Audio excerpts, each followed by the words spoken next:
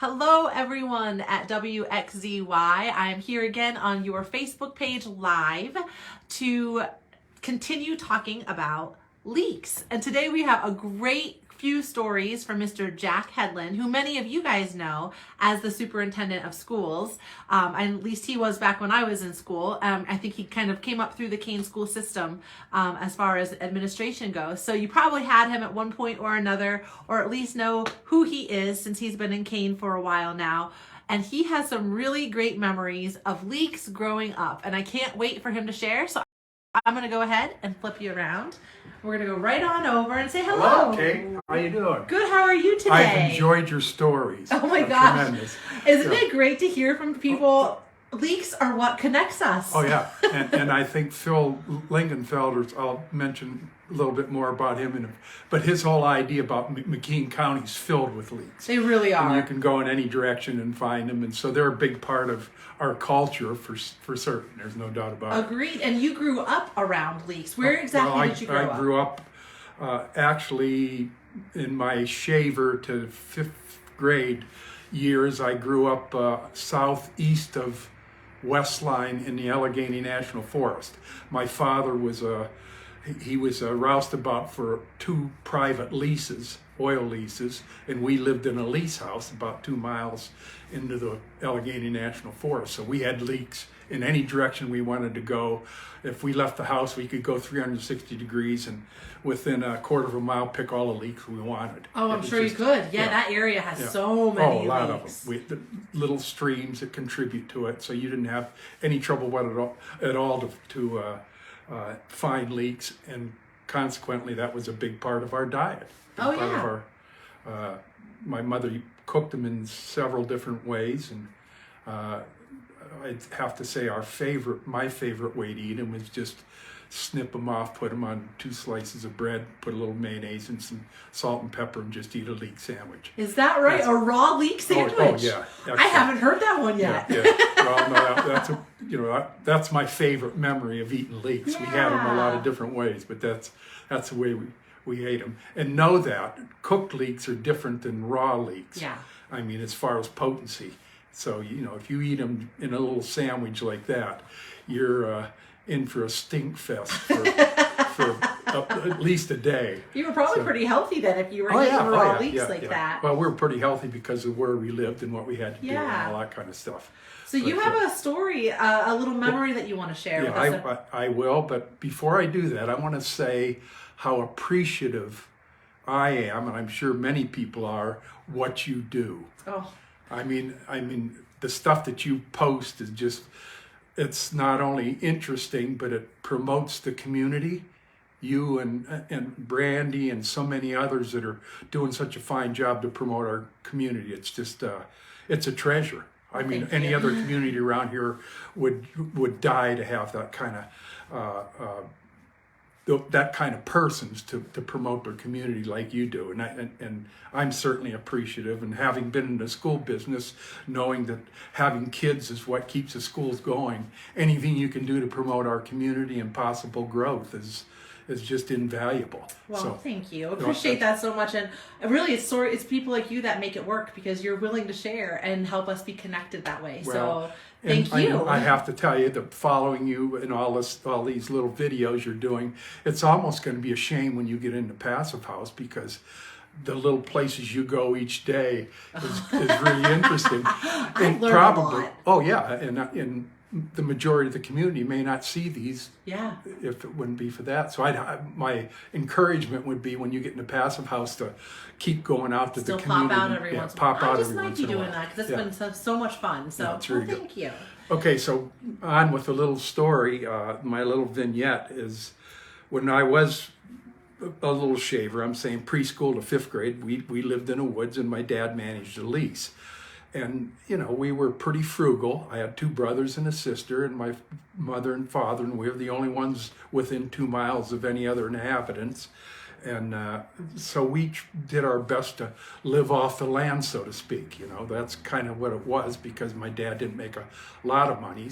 So to supplement our food supply, we had pigs, a pig a year, usually to butcher. We had some chickens for eggs and things of that nature. And we also had a cow for milk and cream, and it was churned to butter a lot of times. So that was a big part of who we were at that time. My mother made the most of what we had. Leeks were just part of our spring diet. We had it all cooked all different ways. And like I say, cooked leeks are a little bit different than raw leeks. You can eat them and don't have the side effects, so to speak. In cooked leeks, they're just as good. They're excellent. It's like going to Jack Bell's and getting their leek sausage or what have you. You don't walk around, people kick you out of restaurants or what have you because you smell. But raw leeks, not the case. And I'm sure Phil Lingenfelder could have expounded on that. But my story centers around the cow we had. Since we lived in a forest, we didn't have pasture land. And so consequently, we let old Bessie roam around to eat and forage for herself during the day. We just hung a bell around her neck, and then we could hear her dinging. You know, she wouldn't travel too far, but she would roam around and find her own things to eat. The spring, we found out, was a bad time of the year because she would eat leek leaves, and it destroyed the milk. I'm telling you, Kate, you couldn't get the milk close to your nose, let alone try to drink it. It was terrible. Well, there we go, the raw leeks. Oh, raw leeks, yeah, the raw leeks are potent, and they were potent to the cow. I'm sure there are other farmers around here and people that had cows can attest to this experience. So, needless to say, that type of thing, it would only happen once each spring. And then we know the cow got into leeks. And then my father had to literally stake the cow out. We didn't have pasture, so he just staked the cow, put her on a chain and over a stake, and then the cow could only go in circles until just leek season was over. To keep her from roaming. Yeah, until the leek season was over. That's kind of the way it was. But I never would have thought of that. Oh. And you know, it was agony for my mom because then she had to go to town and get milk and stuff because it destroyed it. Right. How long did it take for leeks to get out of the cow system? You know, probably Phil can answer that question because they're not only prolific where we lived and all around McKean County, but they last for a couple 3 months. Yeah. So that's a long time to have to keep. So we had to tied up. Yep, that's the way it was. But I want to tell you, funny. you couldn't drink the milk. You couldn't even get it close to you. Yeah. As soon as you started milking the cow, which we had to do freehand, and it, you could smell it. It was just terrible. And you're like, oh geez, this batch is no good. Yeah, this batch is no good. and it took 2 or 3 batches before she got cleaned out, and then we were starting to drink our own raw milk again. Wow, that's kind of what it was. What a fun memory. Yeah. And I'll piggyback on Phil about the school issue. We were young kids going to school, so we wanted to go fishing too, and we would try to sneak one of those leek sandwiches, and right away the teachers would say, "Nope, you're out of school today. You're not staying here and stinking up the room." At Toby Springs, we had 2 classrooms. So will you explain where Toby Springs is? Toby Springs School, when we lived where we lived in Windfall Run, we were in the Hamlin Township School District. The Hamlin Township School District at that time was kind of adjacent to the Smethport School District and the Kane School District and the Mount Jewett School District. And there was a little school between Lance Corners and Mount Jewett called Toby Springs. It was a building that's still there. I think Scott Sanders owns it. Once in a while you'll see a bus there, but it basically now looks to me like storage. But it was just a two-room schoolhouse. We had 1st and 2nd grade in one room and 3rd and 4th in another room. And then when you got to 5th grade, you got to go down to Hazelhurst, which was kind of the late elementary all the way through to high school. My brother actually graduated, one of the last graduating classes from Hazelhurst. We're talking the 50s now, Kate. Yeah. It's a little bit before your time. But in any event, so if you went in there, you were polluting the whole room. Right, yeah. I mean, so they would get you out, and right away you got put in the closet with the coats until they'd call and my mom would have to come pick us up. Well, that was like an 8-mile drive to get there. So that only happened once, once or twice. And then my mom and dad put the kibosh down. We could eat all the leeks we wanted cooked, but if you're going to eat raw leeks, you're going to do it on Fridays, and by that hope by Monday you were cleaned out. That's just kind of the way it was. But that's funny, and that is one recipe I have never heard shared before. So, will you tell us your leek sandwich memory that the recipe for that?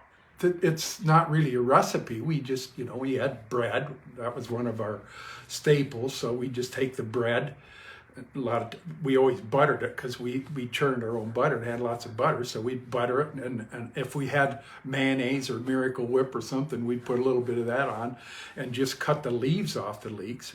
Sometimes it's cut them up a little bit more than that and just spread them on the piece of bread, put the other piece of bread on top of it, and that was our sandwich. That's a flavorful sandwich. Oh, yeah, really potent. But I mean, if you're a leek lover, people go out in the woods and just pick them and eat them, and it's the same type of thing. Yeah. They're really... Well, those are great memories, and I'm sure there's people out there that can relate.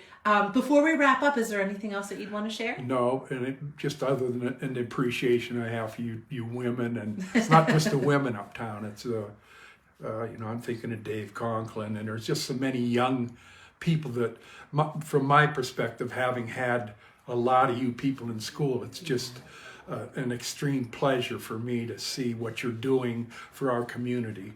And I know that there are a lot of communities around that are envious of our little borough, our little star in the forest. So. It is a star in the forest. Yeah. Well, thank you so much for taking time with us today. Thank you for coming out and allowing me to share my little vignette with you. I loved it. I'm excited to hear people comment and say that they had the same experience as you. There's no doubt that I know lots of people that lived in the same type of circumstance, and I'm sure that affected them as well. That's so funny. Well, thanks again, and thank you guys so much for tuning in to hear this leek story. We have a few more to go, but hey, if you've ever had a sniff of cow milk that has been infested with leeks from them pasturing out in the leek leaves, let us know. Let's hear from you guys about your leek stories too.